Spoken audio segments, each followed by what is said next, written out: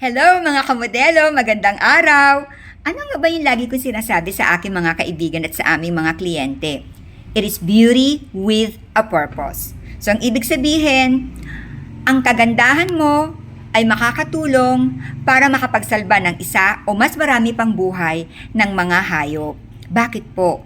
Kasi po, dito sa Modelo Salon and Skin Center, hindi lamang po kami pet friendly. So, ibig sabihin, kung halimbawa magpapaganda kayo at dala-dala mo ang iyong aso o iyong pusa, pwede naman po, basta't naka-diaper lang ha, para hindi sila magkakalat dito. Well, anyway, aside from being pet friendly kami rin po ay animal advocates. So, ibig sabihin, kami po ay feeder and rescuer. Well, part of the proceeds or ilang porsyento ng kita namin dito sa Modelo Salon and Skin Center, talagang inilalaan namin para kami po ay makapagpakain ng mga stray animals, aso at pusang gala, diyan sa aming labas ng clinic, pati din po doon sa bahay ko, nagpapakain din po ako ng mga aso at pusang gala.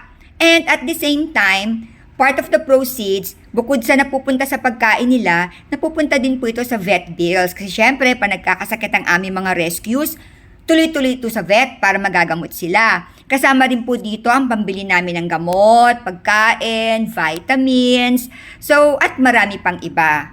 So dito po sa susunod na video, makikita nyo po yung mga inaalagaan namin dito. So dito po sa Modelo Skin Center, meron po kaming 4 na rescued cats at 1, 2, 3. 3 rescued dogs. So, yung 4 na rescued cats, andito lamang po sila sa loob. Whereas, yung rescued dogs namin, papasok sila dito para kumain at mabigyan ng vitamins and then, after that, lalabas na po sila. And would you believe, mas kompleto pa ang vaccines nila kesa sa amin. Yes, kompleto po sila from deworming, anti-rabies, even the 4-in-1 vaccines, kumpleto po lahat yan. Annually talaga po, para talagang healthy po sila. Eto si Taba. Hello, Taba! Nakuha namin siya, hindi pa siya mataba. So, nung tumaba na siya, taba na ang aming ipinangalan sa kanya. So, rescued cat namin si Taba.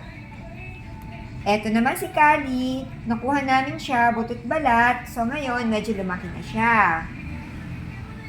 Eto naman si Polly. Ganun din ang istorya ni Polly. Nakuha ko siya last year. Mga around 4 weeks old pa lang siya.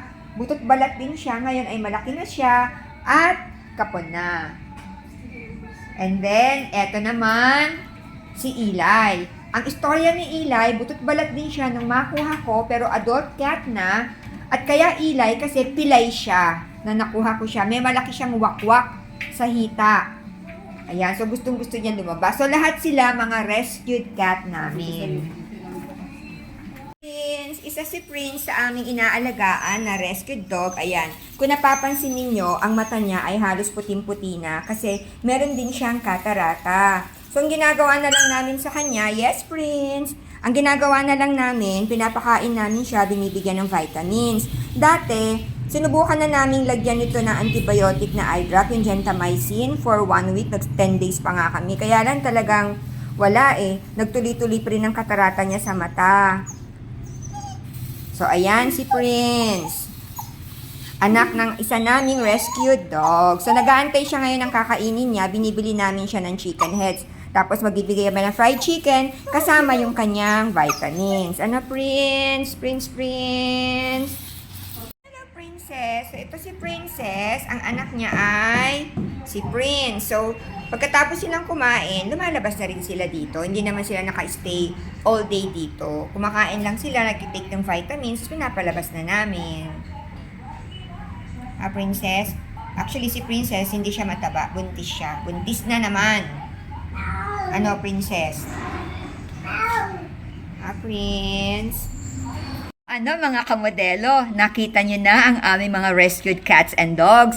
Actually, marami pa po sila kasi nagpapakain pa po kami dito sa hallway ng building namin ng mga pusang gala Yung mga pusang nanggagaling sa labas, pumapasok sa hallway namin, may nakahandang pagkain na doon, may nakahandang cat food at tubig. So, hindi na namin sila ipinakita. Meron din po kami sa harap na mga pinapakain. And then, doon din po sa bahay ko, katulad ng sinabi ko kanina, nagkapakain din po ako ng mga aso at pusang gala. So, lagi natin tatandaan, sa bawat pagpapagawa nyo rito, sa bawat pagpapaganda nyo rito, part ng proceed doon na pupunta po sa ating mga hayop na nanggagaling sa kalye.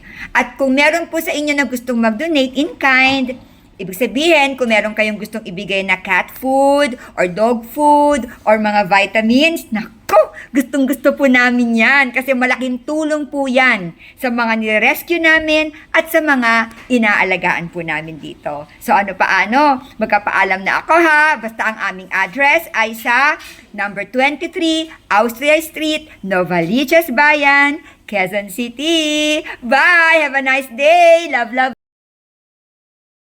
Sa Modelo Skin Center, di lang ganda ang makikita, may pagmamahal para sa ting mga alaga. Every treatment you get helps us stray, makes their tomorrow a brighter day.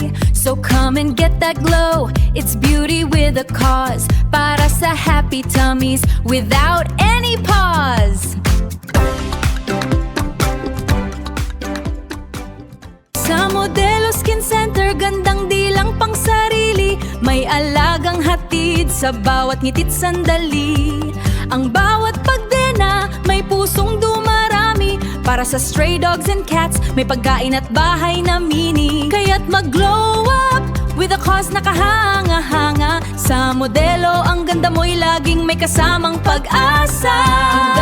Ang ganda mo'y laging may kasamang pag-asa.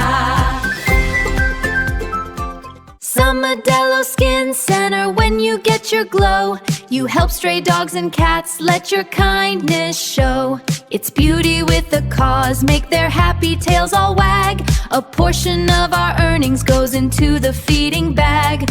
Like our feeding time this afternoon, a happy little sight. Make the world for them a little better and more bright. A little better and more bright. Sa Modelo!